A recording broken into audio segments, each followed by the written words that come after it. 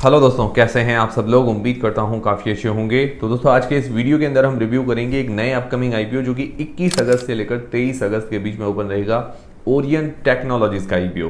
और वीडियो में आगे बढ़ने से पहले मैं आपको एक चीज़ क्लियर करना चाहता हूं। मतलब ज़्यादा कमेंट्स वैसे नेगेटिव नहीं आते, कुछ कुछ ही आते हैं, 1-2% ही है। उनको भी समझाना चाहता हूँ। काफ़ी लोग कहते हैं कि भाई आपकी वजह से मैंने अप्लाई नहीं किया, आपकी वजह से मेरा ऐसा लॉस हो गया। तो देखिए, डिसीजन कोई भी आपको बनाना है आईपीओ में अप्लाई करना नहीं करना, वो आपको खुद को बनाना है।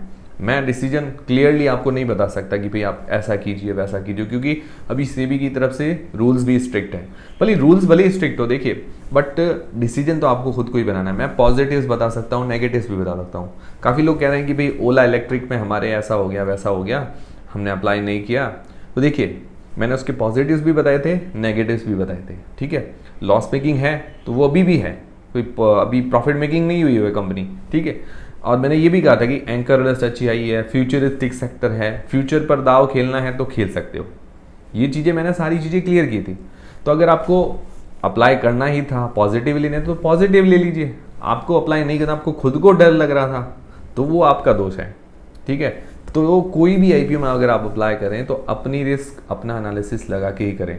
ठीक है, डिसीजन आपको खुद को बनाने होते हैं, क्योंकि कोई भी आप इन्वेस्टमेंट करो किसी की सलाह पे मत कीजिए। आप सुनो सबकी, करो खुद की, क्योंकि आपका पैसा है, आपको खुद को सही तरह से इन्वेस्ट करना। तो अब ये मत कहिए कि भाई आपकी वजह से मैंने अप्लाई नहीं किया। ठीक है, इस वीडियो के अंदर भी मैं पॉजिटिव्स नेगेटिव्स बताऊंगा, सारी चीज़ें बताऊंगा, पर डिसीजन आपको खुद को बनाना है। हालांकि 90% लोग समझदार है, कुछ ही है, 5-10% ही है उनको, वो भी नए हैं इसीलिए उनको लगता है। और जो लोग पुराने हैं, जिनको एक्सपीरियंस अच्छा है, तो उनको पता है कि भाई अपना पैसा है तो अपने को खुद को ही इन्वेस्ट करना होता है, और कोई इन्वेस्ट नहीं कर पाएगा और किसी की सलाह काम नहीं आएगी।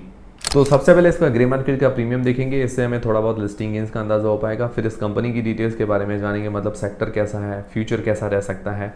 फिर इसके फाइनेंशियल्स और फंडामेंटल्स जानेंगे, मतलब कंपनी प्रॉफिट मेकिंग है या लॉस मेकिंग कंपनी है, उधारी ज़्यादा तो नहीं है।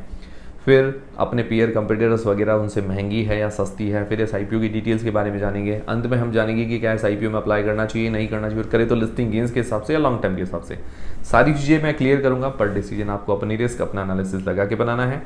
और सबसे पहले बात करें ग्रे मार्केट के प्रीमियम की, तो इसका जो लेटेस्ट अभी ग्रे मार्केट का प्रीमियम 26% के आसपास चल रहा है, 26% के आसपास इसका ग्रे मार्केट का प्रीमियम है।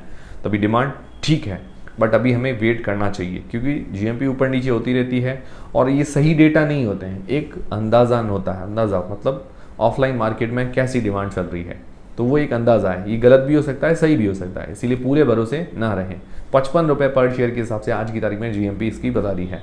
और अभी हमें एंकर लिस्ट सब्सक्रिप्शन का वेट करना चाहिए। एंकर लिस्ट कल की तारीख में उम्मीद है कि आ जाएगी शाम तक। वैसे मुझे लगता है 21 तारीख को ही हम डिस्कस कर पाएंगे। फिर इस कंपनी की डिटेल्स के बारे में जाने तो कंपनी 1997 के अंदर इनकॉर्पोरेट हुई थी, तो करीबन 27 साल पुरानी कंपनी है अपने सेक्टर के अंदर। ये कंपनी आईटी सेक्टर से रिलेटेड है, fastest growing IT solution provider है। मतलब अलग अलग जो कंपनीज होती है, अलग अलग सेक्टर की जो कंपनीज होती है, उनको जो भी आईटी सॉल्यूशंस चाहिए होते हैं, जैसे किसी को डेटा मैनेज करना होता है, डेटा सेंटर वगैरह चाहिए होते हैं, या कंप्यूटिंग सर्विस चाहिए होती है, और भी काफ़ी सारे आईटी सर्विसेज चाहिए होती हैं, तो वो ये प्रोवाइड करवाती है अलग अलग सेक्टर की कंपनीज को। तो इसका काम है, प्रोडक्ट्स भी प्रोवाइड करवाती है, भाई कोई आईटी प्रोडक्ट वगैरह भी चाहिए होते हैं, मॉडेम है, काफ़ी सारी चीज़ें, डेटा सेंटर के लिए काफ़ी सारी चीज़ें चाहिए होती है, तो वो भी ये प्रोवाइड करवाती है, और उसका सॉल्यूशंस भी ये प्रोवाइड करवाती है। जैसे इसकी सर्विसेज में बात करें तो cloud and data management, data manage करना होता है, कोई भी बड़ी बड़ी कंपनीज का डेटा कहाँ मैनेज होगा, भाई कोई प्रोडक्ट सेल हुआ वगैरह, तो वो सारी चीज़ें मैनेज करती है, क्लाउड एंड डेटा मैनेजमेंट का काम है। उसके अलावा डेटा सेंटर सॉल्यूशंस प्रोवाइड करवाती है, उसके अलावा आईटी डेवलपमेंट वगैरह, फिर उसके अलावा एंड यूज़र कंप्यूटिंग सर्विसेज वगैरह प्रोवाइड करवाती है, टैक्स सपोर्ट प्रोवाइड करवाती है। भाई काफ़ी कंपनीज को टैक्स सपोर्ट भी चाहिए होता है, मतलब आप देखिए कुछ चीज़ें हम ऑनलाइन शिकायत वगैरह करते हैं, तो ये सारा आईटी से रिलेटेड चीज़ें हैं, तो वो कंपनियों को ये प्रोवाइड करवाती है। तो इसी तरह का काम है। तो ये काम बढ़िया है, सेक्टर अच्छा है, पर हाईली कम्पिटिटिव बिजनेस है। मतलब अभी आईटी सेक्टर के अंदर आप देखिए कंपटीशन बहुत ज़्यादा है, बहुत छोटी छोटी कंपनीज अब आ गई है। अब आप देखिए काफ़ी कंपनीज में बड़े बड़े जो इंजीनियर्स हैं वो अपनी कंपनियां खुद खोल रहे हैं, तो कंपटीशन थोड़ा सा ज़्यादा है। और अभी आप देख सकते हैं कि आईटी सेक्टर में थोड़ा सा भी बीच में 1-2 साल काफ़ी डाउन रहा था, तो ये चीज़ है। ठीक है, अब इसके फाइनेंशियल्स और फंडामेंटल्स जानते हैं। तो फाइनेंशियल्स 2021 से 2024 तक दिए गए हैं। अगर इसके एसेट्स देखते हैं तो एसेट्स के अंदर साल दर साल ग्रोथ है। एसेट्स क्या होते हैं? चल अचल संपत्ति कितनी होती है वो। फिर रेवेन्यू मतलब वो भाई टोटल कलेक्शन वगैरह कितना होता है इनका, तो वो 249 करोड़ से 606 करोड़ रुपए हुआ है 2021 से 2024 के अंदर, लगभग 2 गुना से ज़्यादा की ग्रोथ है। फिर जो प्रॉफिट है, मतलब प्रॉफिट आफ्टर टैक्स 13 लाख रुपए था 2021 में, जो कि बढ़कर 41 करोड़ 41 करोड़ रुपीस हो गया है। तो अच्छी बात है कि प्रॉफिट के अंदर भी ग्रोथ देखने को मिल रही है। अभी जो प्रॉफिट मार्जिन निकल कर आ रहे हैं करीब 7% के आसपास, प्रॉफिट मार्जिन ठीक है। फिर इसकी नेट वर्थ बड़ी है। इसके हाथ में रिजर्व कैश जो है 139 करोड़ रुपए के, ये भी अच्छी बात है। फिर इसकी जो बोरोइंग्स उधारी है 4.82 करोड़ रुपए की उधारी देखें। इसके हाथ में रिजर्व्स अच्छे हैं। इसका एनुअल प्रॉफिट 41 करोड़ रुपीस का है। तो उस हिसाब से देखिए तो ये अपना डेट कभी भी पे कर सकती है, कोई चिंता वाली ज़्यादा बात नहीं है। तो हम इसको ऑलमोस्ट ऐसा मान सकते हैं कि डेट फ्री है, क्योंकि ये डेट पे करने की कैपेसिटी रखती है। तो फाइनेंशियली कंपनी स्ट्रांग नजर आ रही है। फिर ROE return on equity 27%, 27, ROC return on capital employed 28, 28%। तो ये भी अच्छी बात है। ये कोई भी कंपनी होती है अच्छी कंपनी के लिए मिनिमम 15% हो तो बढ़िया बात है। इनकी 27-28% बढ़िया बात है। और इसका PE price to earnings ratio 17.46 का निकल कर आता है। और इसका रेवेन्यू है 607 करोड़ रुपए का लगभग 2024 के अंदर। तो अपनी जो भी कंपिटिटर्स, पीयर कंपिटिटर्स, उनसे थोड़ी सी छोटी कंपनी है ये। और वैल्यूएशंस के मामले में भी सही वैल्यूएशन है, ज़्यादा महंगी नहीं है। तो फाइनेंशियली, फंडामेंटली और वैल्यूएशंस वाइज सही नज़र आ रही है, बैलेंस्ड नज़र आ रही है। ठीक है, अब इस IPO की डिटेल्स के बारे में जानते हैं। तो 21 अगस्त से लेकर 23 अगस्त के बीच में ये IPO ओपन रहेगा। फेस वैल्यू रखी गई है 10 रुपये पर शेयर। प्राइस बैंड है 195 रुपये से लेकर 206 रुपये के बीच में। 72 मतलब 72 शेयर्स का ये लॉट है। इश्यू साइज है 214 करोड़ रुपए का पूरा, जिसके अंदर फ्रेश इश्यू ज़्यादा है 120 करोड़ रुपए के, जो कि एक्विजिशन मतलब छोटी कंपनी को इसके एक्विजिशन के अंदर और इक्विपमेंट वगैरह परचेज के अंदर ये जो फ्रेश इश्यू है वो काम में आने वाला है। OFS है 94 करोड़ रुपीस का, मतलब जिसके अंदर प्रमोटर्स वगैरह अपनी कुछ हिस्सेदारी या एग्जिस्टिंग इन्वेस्टर्स कुछ हिस्सेदारी सेल करेंगे।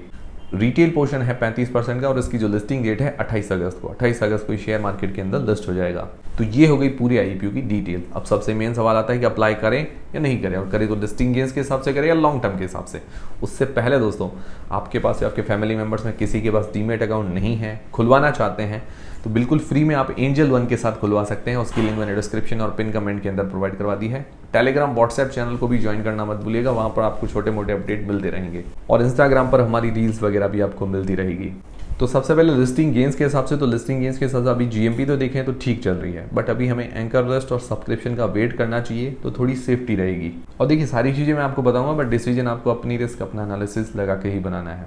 अब लॉन्ग टर्म के हिसाब से बात करें तो पॉजिटिव्स देख लेते हैं। पॉजिटिव में देखें तो वैल्यूएशंस ठीक है, फाइनेंशियली ये कंपनी ठीक नज़र आ रही है, और ROE ROC वगैरह बढ़िया है, और इसके हाथ में अभी 101 करोड़ रुपए के ऑर्डर हैं। तो ये कुछ इसके पॉजिटिव्स हैं। अब नेगेटिव्स की बात करें तो सेक्टर वाकई में बढ़िया है, डिमांडिंग सेक्टर है, पर अब ये हाईली कम्पिटिटिव सेक्टर भी है। अभी आप देख सकते हैं IT सेक्टर के अंदर 1-2 साल थोड़ा डाउन भी रहा था, तो ये चीज़ आप दिमाग में रखिएगा। बाकी उसके अलावा विशेष कोई मुझे नेगेटिव नज़र नहीं आए, मतलब वैल्यूएशन, फाइनेंशियली, फंडामेंटल सारी चीज़ें अच्छी नज़र आ रही है। तो ओवरऑल ये बैलेंस्ड कंपनी नज़र आ रही है, बट अभी हमें एंकर लिस्ट, सब्सक्रिप्शन वगैरह का वेट करना चाहिए ताकि थोड़ी सेफ्टी हो जाए। अगर एंकर लिस्ट अच्छी आती तो अच्छा सपोर्ट मिल सकता है। और जैसे मैंने फर्स्ट क्राई IPO के अंदर भी कहा था, ओला इलेक्ट्रिक की IPO के अंदर भी कहा था कि फर्स्ट क्राई IPO की एंकर लिस्ट इतनी अच्छी आई है तो सपोर्ट अच्छा मिल जाएगा।